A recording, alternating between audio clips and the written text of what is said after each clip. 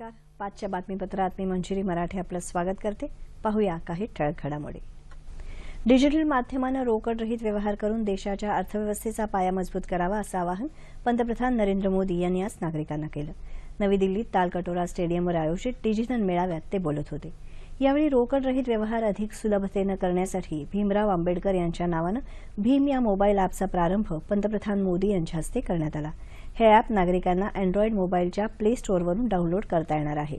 विशेष म्हणजे इंटरनेटशिवाय या ॲपचा वापर करता येणार आहे.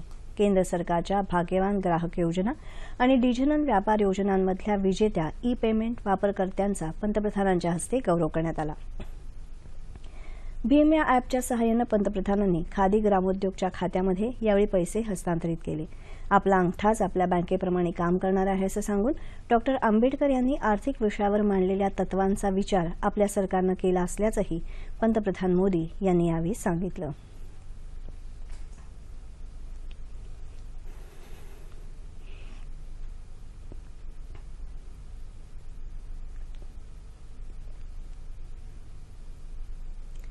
₹500 आणि ₹1000 जुन्या नोटा बँकेत जमा करण्यासाठी दिलेली 50 दिवसांची मुदत आज संपणार आहे. या जुन्या नोटा केवळ आजच बँकांमध्ये जमा करता येणार आहेत.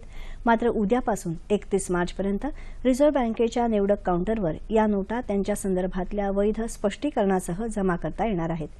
₹500 आणि ₹1000 आज जमा होणाऱ्या नोटांचा सर्व तपशील कामकाजाची वेळ संपल्यानंतर बँकांनी आपल्या सर्व शाखांकडून आजच जमा करावा आणि त्याची माहिती रिझर्व्ह बँकेला कळवावी असे निर्देश बँकेनं दिले आहेत.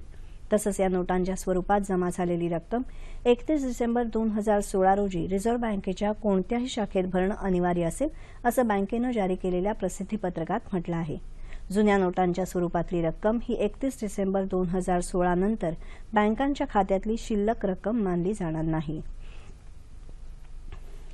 झारखंडमध्ये गोड्डा जिल्ह्यात ईस्टर्न कोलफील्ड लिमिटेडची खाण खचल्यानं 35 डंपर आणि 5 पे लोडरसह 30 जण ढिगाऱ्याखाली गाडली गेल्याची भीती व्यक्त करण्यात येत आहे. आतापर्यंत 9 मृतदेह बाहेर काढण्यात आले आहेत. ढिगाऱ्याखाली अडकलेल्या लोकांना बाहेर काढण्याचे प्रयत्न सुरू आहेत. प्रशासन स्थानिक लोकांना सोबत घेऊन बचाव कार्य करत आहे. मात्र थंड हवामान आणि धुक्यामुळे बचाव कार्यात अडथळे येत आहेत. एनडीआरएफचं पथक घटनास्थळी दाखल झालं आहे. तसंच मदतीसाठी सीआरपीएफच्या पथकांना देखील पाचारण करण्यात आलं आहे. पंतप्रधान नरेंद्र मोदी यांनी या दुर्घटनेबद्दल शोक व्यक्त केला असून मृतांच्या नातेवाईकांना ₹2 लाख मदतीची घोषणा केली आहे.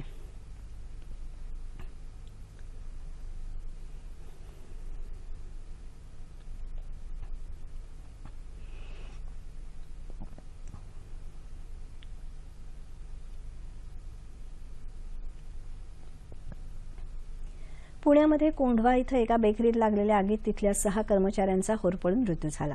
पहाटे 4:30च्या सुमारास ही आग लागली. यावेळी बेकरीतले कर्मचारी पोटमाळ्यावर झोपले होते. मात्र बेकरीचं शटर बाहेरून बंद असल्यानं त्यांना बाहेर पडता आलं नाही. अग्निशमन दलानं आग आटोक्यात आणल्यावर शटर उघडल्यानंतर त्यांना आतमध्ये या कर्मचाऱ्यांचे मृतदेह आढळले. आगीचं कारण अद्याप समजू शकलेलं नाही. दरम्यान पुण्यातल्या बिबेवाडी इथं गालिच्याच्या गोदामाला आग लागल्याचं वृत्त आहे. ही आग आटोक्यात आणण्यासाठी अग्निशमन दलाचे 2 बंब घटनास्थळी पोहोचले आहेत. गडचिरोलीपासून 220 किलोमीटरवर असलेल्या सिरोंचा तालुक्यात गोदावरी नदीवर बांधलेल्या पुलाचं उद्घाटन राज्यपाल चे विद्यासागर राव यांच्या हस्ते आज झालं. यावेळी मुख्यमंत्री देवेंद्र फडणवीस यांच्या हस्ते पुलाचं लोकार्पण झालं. सिरोंचा ते हैदराबाद या थेट बस सेवेला आजपासून प्रारंभ झाला. यावेळी मुख्यमंत्र्यांसह मान्यवरांनी हिरवा झेंडा दाखवून बस रवाना केली.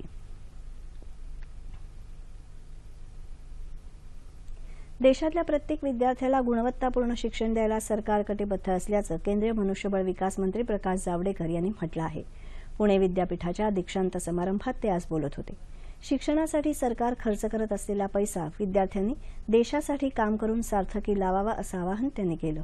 परीक्षेच्या काळात होणाऱ्या गैरप्रकारांना आळा घालण्यावर आपल्या मंत्रालयाचा कटाक्ष असल्याचंही त्यांनी स्पष्ट केलं.